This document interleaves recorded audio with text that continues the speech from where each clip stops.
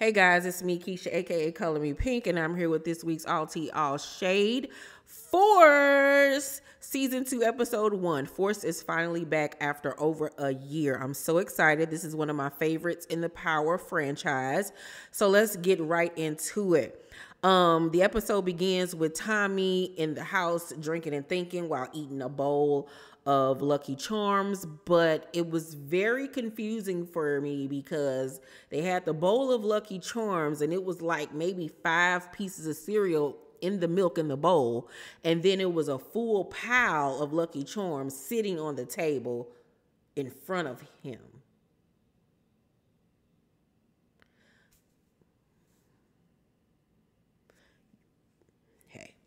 So he's mourning the loss of Liliana. Remember, she got unalive last season by Claudia. And he hears her voice and he vows to get revenge and find out who unalived her. We then see him run up on one of the Flynn's men and demand answers on who unalived Liliana and where will he be able to find Walter so he can unalive Walter. The dude tells him that Walter will be going alone to Claudia's house the next day. Tommy then unalives that man. And we start off with a bang. Not even 5 minutes into the episode, we got our first body. And I was like, here we go. Here we go. This is what I'm here for. So Tommy goes to visit D-Mac, his nephew, who got pop out last season. He's at the crib with his father JP and Kate. Kate is in town and she is taking care of her baby, honey, her grandbaby. Now when JP and D-Mac leave the room, Tommy tried to offer Kate a bag of Coke and she was like, nah, I'm off that, I don't want that. And he looking like, girl, what you mean you don't want this? This is what we do for fun. Like, what's going on? So I don't know what's up with Kate, but you know it's got to be something. I'm thinking maybe she's sick or something. She's trying to turn over a new leaf. I don't know, but Kate is up to something. She's up to something. So we meet a new character, U.S. Attorney Stacey Marks, who wants information on who this white man is causing all this white ruckus in Chicago. Now, she is played by the same actress that plays the character Dre on Showtime's The Chi. I saw that there was a lot of people from The Chi on this show, some people from P Valley. There was a lot of faces that I recognized in these episodes. So Diamond and Jenard both tell their crews that the other is unalive to them, like they ain't messing with each other. Tommy introduces himself to Diamond's crew as, you know, Diamond's partner. And one of the workers by the name of Chewy ain't here for it. He got issues with Tommy because he don't know who this is. And, you know, it's just a lot going on, a lot of changes. And Diamond tells Tommy that dude to end up falling in line. Like, you ain't got nothing to worry about. And I'm like, you do. In this universe, you most definitely have something to worry about when you have a disgruntled worker. Jenard is low on product, low on territory, and he low on looks. He low on teeth. I'm sorry. I love the actor that plays Jenard. I loved who he is as an actor. He's great at what he does. But baby boy, you making money now. Please get your teeth fixed. Please get your teeth fixed. My God. So meanwhile, Tommy and Diamond, you know, doing a dang on thing. And I also found out that 2-Bit is going to be featured in this season, and he looks like he's supposed to be a series regular this season, so get on the lookout for 2-Bit. Then we're introduced to another new character by the name of Brendan Doyle, who is played by the white actor who plays the character Duffy on P Valley, his fine self. So Brendan Doyle is from Dublin, and he's in town to ask Walter what happened to the hitters that he had come from Dublin to handle his issue. So he gives Walter a check, but tells Walter that he got to pay him back by the end of the month. Okay, I need my money. So Diamond has a new PO who tells him that there will be random drug tests, pop-ups to his home, updates on work search, and most importantly, he cannot communicate with any felons. And if he breaks any of these rules, he will be going back to the clinker. So Diamond learned that they got rid of his old PO that was under CBI. So he could come and go as he pleased. He could show up late, but now he cannot do that because he got this dude on his back.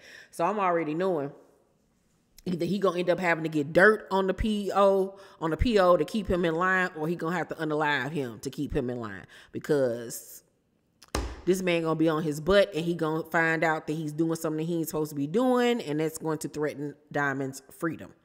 So, or Jenard, Jenard, old crooked self, might just drop the dime on his brother to the PO. You just never know. So Walter tells Vic and Claudia that they need to work together as a family and that he got something he working on. So I'm guessing whatever he's working on has to do with the money that Brendan gave him. But Vic ain't for it. Vic don't trust him. He's still very much mad at his father for what happened to Gloria and everything. So Claudia was like, bump that. We gonna make him think that we all good, but we really gonna work together and build our own empire together with Dahlia. So Vic demands that they split everything 50-50. They keep it a buck with each other and they can't keep any secrets. And I'm like, well, you're making a deal with the devil, because you cannot trust your sister because she's a biz naive and she's all about self, and you're already the number 2 man. She is number 1. She is not playing hopscotch with you. No, it's not going to work. Tommy buys JP a bar and he's super excited about it, but he keeps on offering Tommy, I don't want to take no hands out. I just want to, we don't work for everything. But Tommy like, I owe you because my nephew, your son, got pow on my watch. So this is me paying you back. So Tommy then suggests that when Darnell gets better, that he come work with JP at the bar. And I think that's a good idea because they need to build a relationship with one another. But I also feel like Darnell working with his daddy at the bar is going to lead to him doing some sneaky stuff and starting to traffic, through the bar. And that's going to cause heat on them. So we then see an agent by the name of Clarissa outside while Tommy is indoors talking to JP. And she's outside taking Tommy's fingerprints off the handle of his car. Jenard gets Chewy back on his side. And I was like, we knew he was about to be the op. We already knew it. Jenard then visits the Connect Miguel, who is ruthless. Like, as soon as he come into the spot, he heard him in the back torturing somebody. So Jenard got the nerve to go tell this man that he late and he gonna have to give him his money the following week. And Miguel was like, sir, no. I don't know who you think you're talking to, but we don't accept late payments. I need my money now, or you're gonna be like the guy in the back. Okay, have I made myself clear? All right. So Jenard was like he gotta get the money because he's afraid of Miguel, because Miguel is the Connect and he's big bad and he's ruthless, and I'm low-key scared of him too. So after that, because his back is against the wall, he low on money, low on product, he tries to go to Claudia and team up with her, but she was like, no, little nigga. Like, that's what she wanted to say, like, what I look like? Ew, gross. No. So Diamond and Tommy go to visit the Connect Miguel as well. And Miguel was like, are you here to ask for an extension like your little dusty brother Jenard? And they both look at each other like, oh, so he having issues. He having problems. Okay, so we went up in him already. And Diamond was like, no, that's not why I'm here. Tommy cut straight to the chase and it was like, look, we here because we want to double up. Like, we good over here. But Miguel is like, who is this cracker? Like, who is this man that you done brought into my establishment that I don't know and speaking for you? And so Tommy introduces himself as the, new partner. And he was like, look, take him to the back. I don't know who he is. I ain't talking to him. So Tommy's escorted to the back. And while he's in the back looking around, Puerto Rican lady, Latino lady comes in, Mexican, I don't know what she is. She comes in and is going through the refrigerator, and he spot her, and he like what he see. Her name is Maria. And I love the way they spell her character's name. They spell Maria Mireya. I've never seen anybody spell it like that before. But anywho, Tommy is on her, and he trying to hit on her and everything. But she is just not here for it, because she looking like, I know you work with my brother, for my brother, and I don't want to have nothing to do with that. I am good, skedaddle. But I like that actress that is playing her character, because she got a little hood in her voice. And so I'm going to do some research on her to see if that's like something she did for the character, or if that's who she is as a person anyway. So Diamond comes in and catches, you know, Tommy ogling over the girl and was like, look, you better stay 5 feet away from her, or it's going to be lights out for you. Like, no, don't even go there. But, you know, Tommy hard-headed, and Tommy ain't scared of nobody. So we then see Maria giving her brother Miguel an insulin shot, and he's afraid of needles. Like, he a big bad drug dealer, drug lord, and he's afraid of needles. So that might be something that they're able to use to their advantage later, knowing that he is a diabetic. Somebody could easily replace his insulin with like a poison and unalive him that way. Genius. So Jenard visits one of his workers, a girl by the name of Shanti, who is a boxer, cute little chocolate girl. And she was like, ain't no way I was going over to the other side. I ain't working with no white man. You know, I always got your back. I'm always here for you.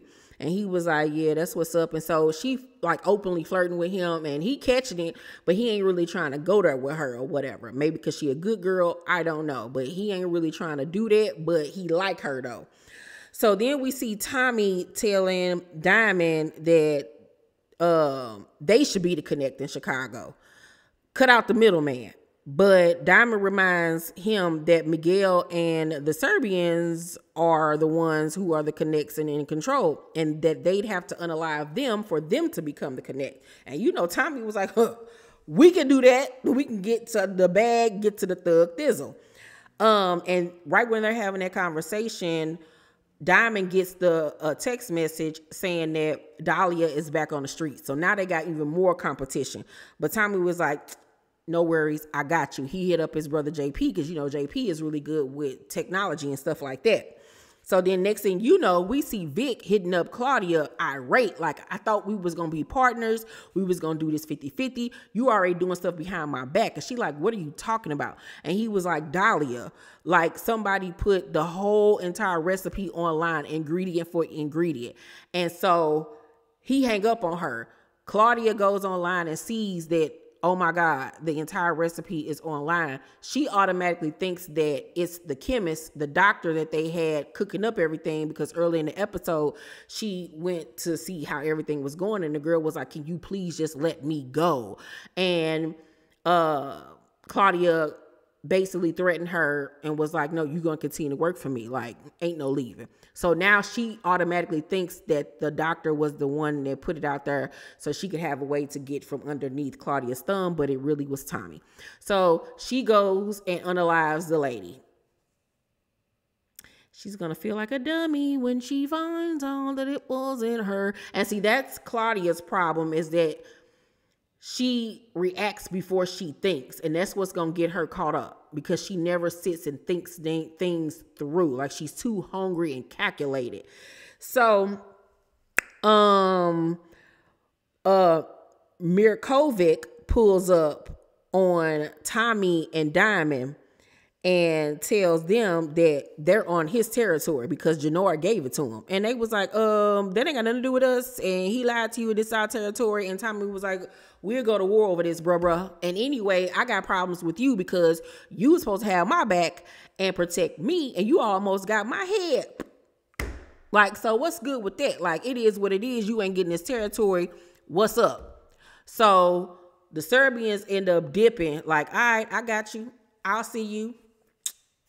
It's on. So Tommy and Diamond now got heat from everywhere. Like, things are already heating up, and it's already episode 1. Darnell ends up showing his Uncle Tommy how to move work on social media. And Tommy was like, oh, wow, like this a whole nother way to get this work out here. And so he was like, look, just let me handle this. And so Tommy was like, I'll let you do it as long as you stay in the crib and you do it from this couch. So he was like, all right, bet. So Tommy is out on a hot day in Chicago and sees Maria on a bus stop. Now, one thing that I can say that I'm super excited about is that we finally get a power show in the summertime. No more winter, because they actually did shoot season 2 during spring, summertime of last year. And it's so good to see the sun out. It's hot outside. But my thing is, if it's supposed to be a hot day, because you hear on the radio person saying it's a hot day in Chicago, it's going to be a scorcher or whatever. But everybody got on sweaters and jackets. Make it make sense. Like, so happy that we have a summer season, but can it literally be summer clothing? Like, why do you still have them in winter clothes? Make it make sense. But okay, we can only get so much from these people. So like I said, he sees Maria on the bus stop and he asks her why her brother haven't bought her a car. And she was like, because I don't know how to drive. And plus, I'm not taking blood money from him. So it's already a problem between them, because she a good girl. She, is a nurse. She don't want to be a part of this street life. That's what he's in. So it's already a mess. And plus, she's the Connect's sister. So this is just going to be a big problem. Hopefully, she doesn't become unalive, because any woman that get with Tommy ends up 6 feet deep. And I feel sorry for little mama. Stay 5 feet away, but we already know she going to be bent over cracking that back for him. Tommy then has to rush to the hospital because Darnell's gunshot wound has become infected. And nobody at the hospital has seen him yet. Tommy yelling at the people, and Maria actually ends up seeing him and helping them and gets Darnell situated and everything. And Tommy thanks her. And Maria asks about Darnell's mom. And he was like, the mother's not in the picture. He just has us. But last season, they made it seem like he was still living with his mama, because remember, he was hiding his pow and like money and everything in a little can outside where he stayed. So where'd the mama go all of a sudden? Like, I'm confused. Or maybe he's lying to them and telling them that the mama ain't in the picture. I don't know what's going on with that. So Tommy then sees Maria kissing a coworker. So now he sees that he got some competition that he got to get out the way. Mirovic has his men beat up Jenard and tells him that he pulled his support from Tommy because Jenard promised that he would be unalived. So he tells Jenard that if he don't get the projects back in his territory, he gonna unalive him. So not only do Jenard got money problems, he got to pay back Miguel. He don't got no product for real. He beefing with his brother. Now he beefing with the Serbians. Like, he just got everything going wrong for him, and he got beat up. So Diamond tells Tommy that Chewy defected to the other side. And Tommy was like, we can't just let that ride. Like, we got our reputations on the line. Nah, I got to handle this. And he like, dude, you just can't go around like just doing whatever you want to do. We supposed to be partners. But Tommy don't listen to nobody. Much like Claudia. Yeah, we saying we 50-50, but really we not. So Jenard in the house drinking and thinking, paranoid because he got the world on his shoulders when somebody banging on the door. He got the blicky. He goes to the door and it's none other than Shanti. And she comes there with an envelope of money to help him out because somebody in his crew was running their mouth. And so he denies the money. He like, I ain't taking it from you. He was like, actually, I want you. And so she was like, okay, say no more. And then they get to smashing. It was a mediocre scene. Like, they could have honestly kept it. The visuals, as far as the atmosphere, was dope, but the scene itself, meh. So then Vic ends up quitting working with Claudia because she already being deceitful. Paulie tells Walter that the accountant says that he doesn't have enough money to pay back Dublin, so that's about to be a problem. So now Walter has Dublin on his back. And he still got beef with the Serbians. And he still has beef with Tommy. So he got a lot going on. And beefing with his own kids. And his health issues on top of that. So Walter tells Polly that Brendan has always wanted to run Chicago on his own. So he's doing this to basically put Walter in a corner because his funds is low. He probably knows this, and he knows that he won't be able to pay him back. So if he can't pay him back, then I'm going to take your territory. So Walter is like, all right, it's time for war. We got to get prepared. Clarissa breaks down the information she found out on Tommy to U.S. Attorney Stacy. And Stacy was like, I'm going to request a task force. This guy is connected to the Flynn's, the Serbians, CBI, and Garcia. If we take him down, maybe we can take them all down. So now we got the federal aspect of the heat about to be coming down on Tommy and all of these different organizations.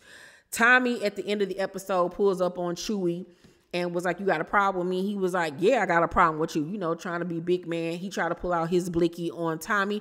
Tommy get to him first, pow him. And now Chewie is unalived, R.I.P. I'll bring this Popeye sweet heat sauce to the wake, because that's all you getting from me, sir. You was trying to be too hard. But I don't know why me seeing that scene right there, seeing a white man unalive a black dude, just kind of like, ugh, you know, with the climate, even though we know it's a character and it's Tommy, it was just still something visually about that was unsettling to me. But I thought that this was a great first episode. It was fast paced. It wasn't slow by any means necessary. The storyline is still flowing. I'm liking that there's so many different factions and everybody's beefing with everybody. There's a lot of new characters this season. And most importantly, I'm loving the fact that it's summertime. Summertime. It took us almost 10 years to get a season on Power where it's actually summer. God bless America.